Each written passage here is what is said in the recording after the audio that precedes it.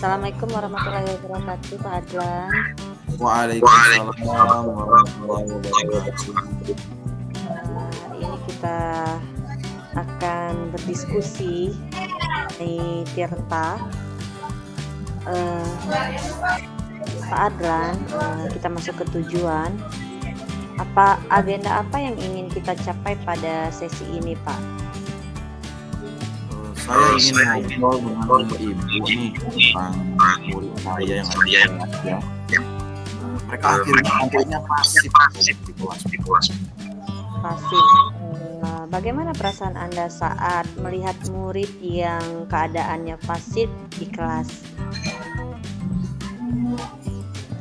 Tentu saja saya merasa sedikit khawatir, Bu, karena saya murid tersebut akan tertinggal dalam belajar.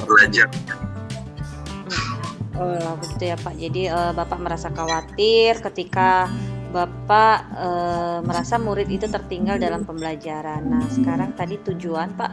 Sekarang kita lanjutkan untuk identifikasi. Menurut Pak Adlan, apa saja faktor yang menyebabkan murid pasif di kelas? Mungkin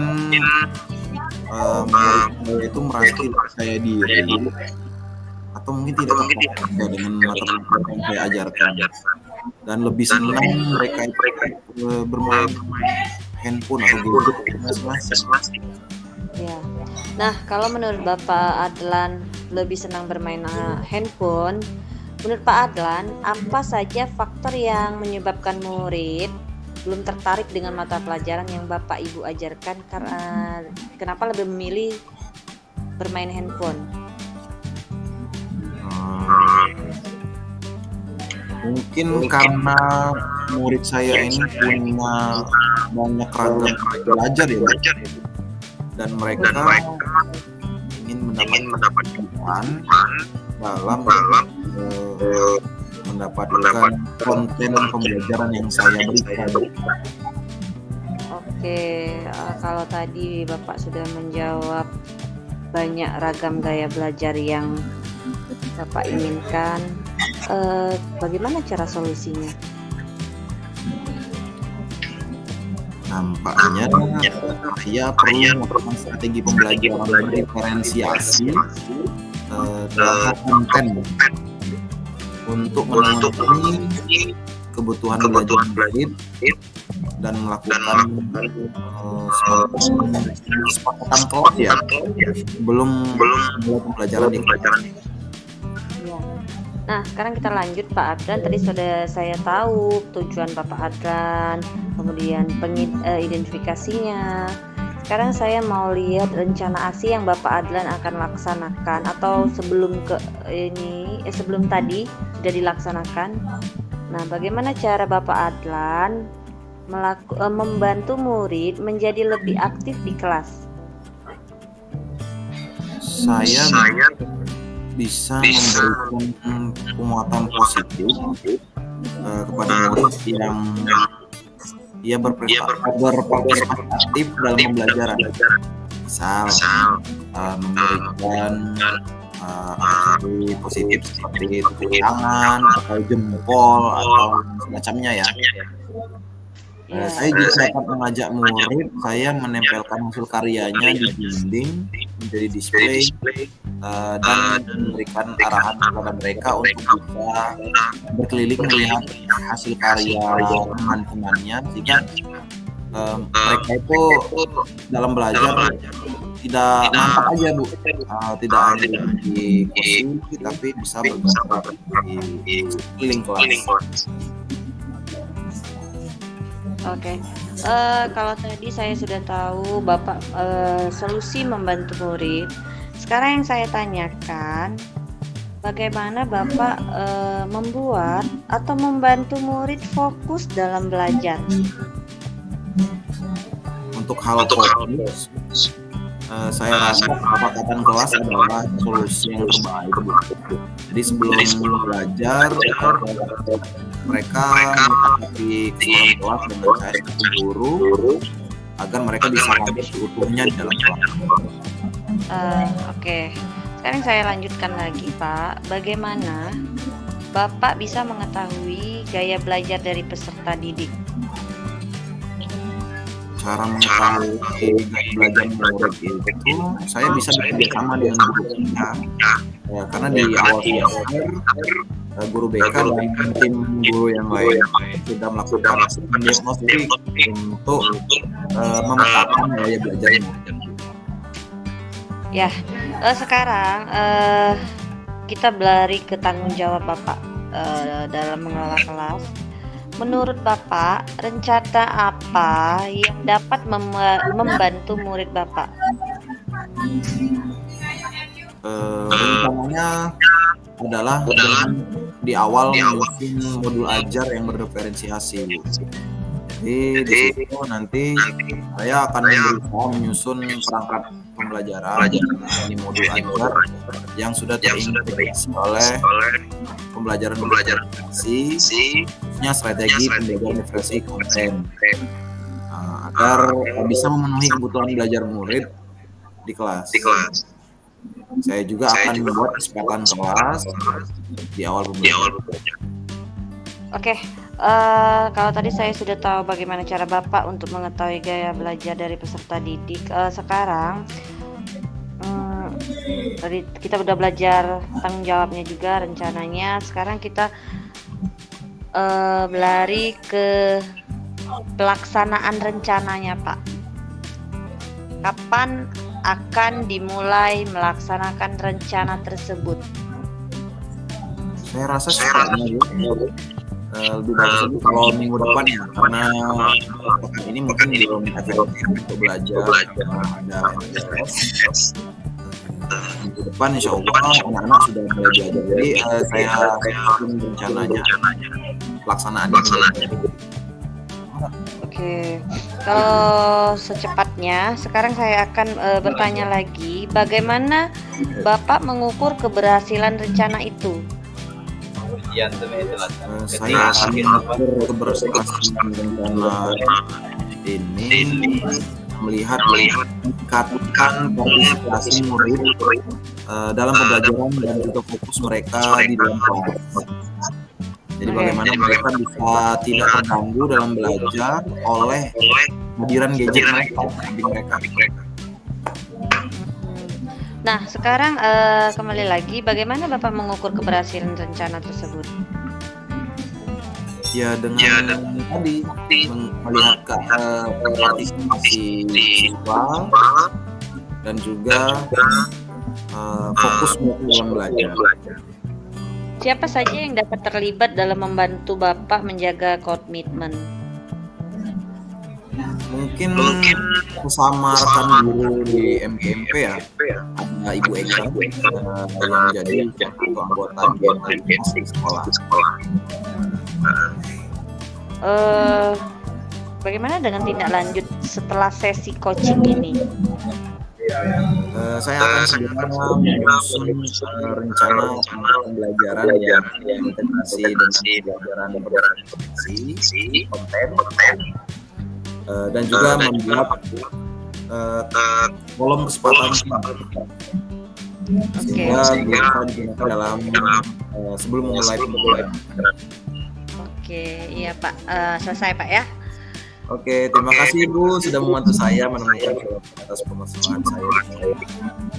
Sama Bapak.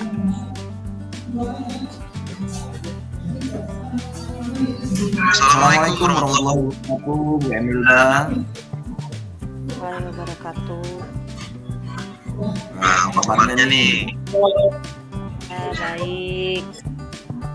Ya, sebelumnya Bu Emilda kemarin menghubungi saya ya, mau ngobrol.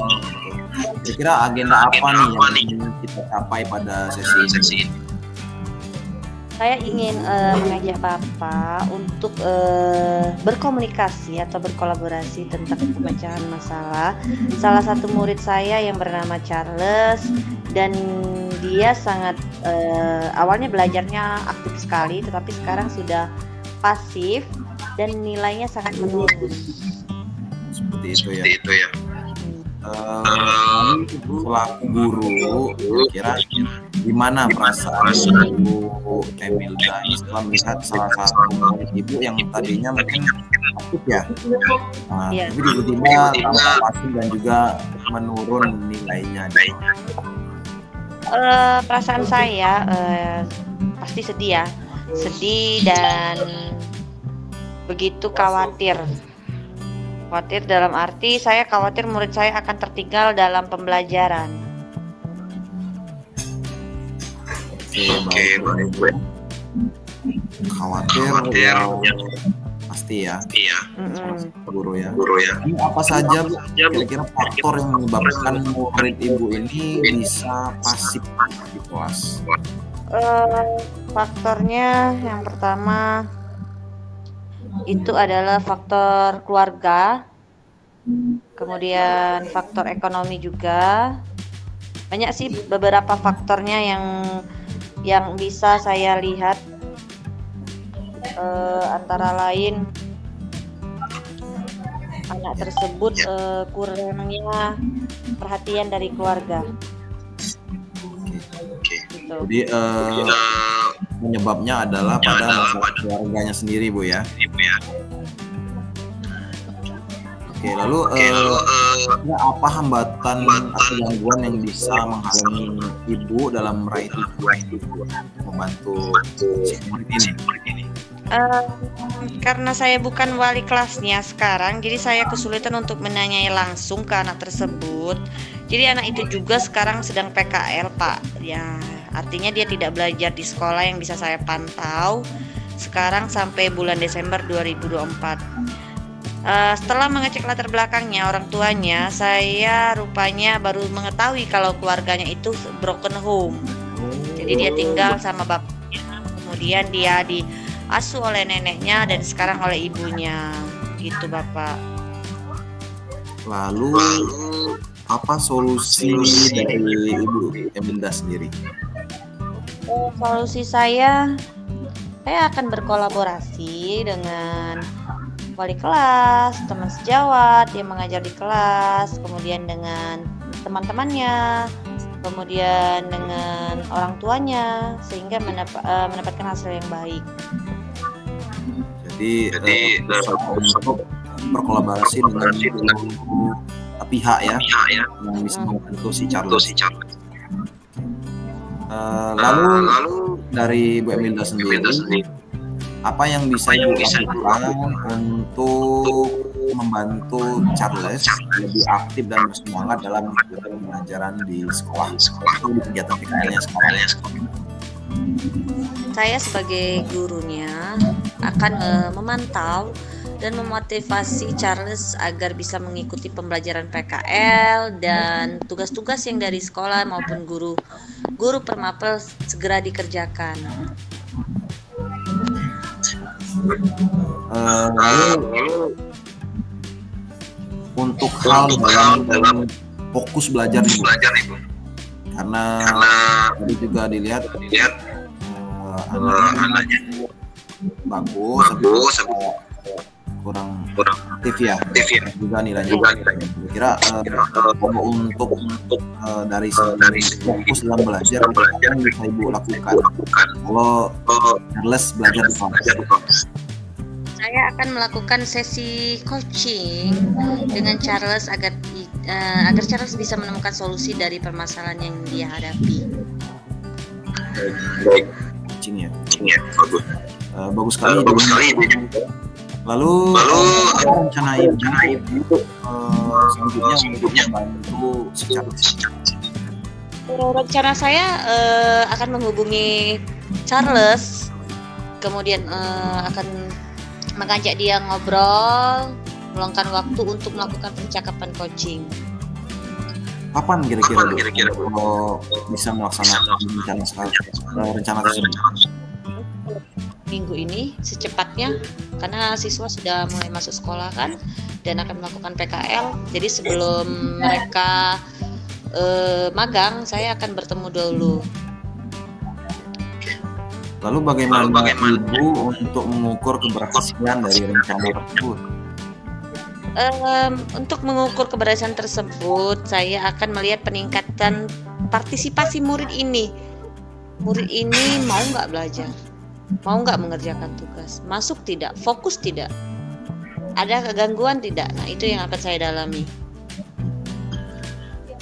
Lalu siapa yang bisa membantu Ibu untuk menjaga komitmen yang ini, Pak?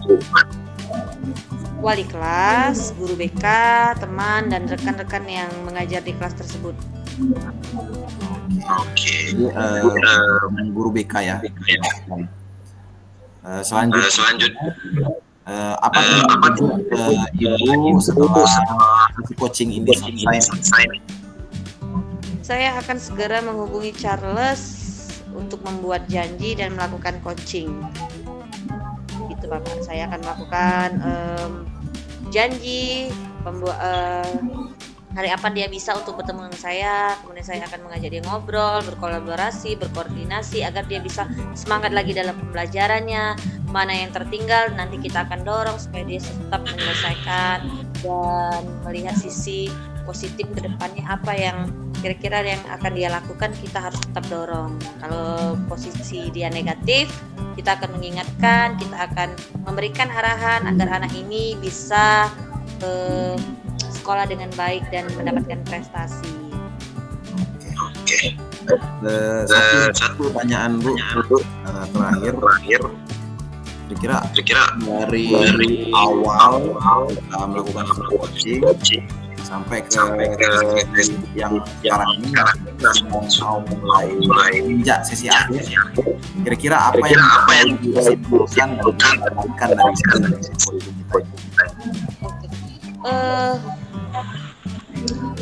Menurut saya ketika kita melakukan coaching kepada anak, itu artinya anak itu sedang butuh kita. Hampir semua anak-anak dalam satu kelas, misalnya 28 orang, itu butuh kita. Tapi mungkin ada yang lebih ekstra yang kita harus benar-benar support dalam pembelajarannya, dalam membentuk karakternya jadi lebih baik. Jadi tarik benang merahnya, berarti guru harus bisa mendidik, mensupport, mengenali karakternya agar bisa menjadi anak yang hebat, anak yang mampu membanggakan dirinya sendiri dan orang tua dengan segala permasalahan yang dia punya. Itulah gunanya kita coaching, untuk bisa mengetahui permasalahan apa, penghambatnya apa dalam pembelajaran. Terima kasih. Nah, sama-sama Bapak, sudah ada waktu luang untuk bisa coaching sama saya. Sama-sama. Mari, assalamualaikum.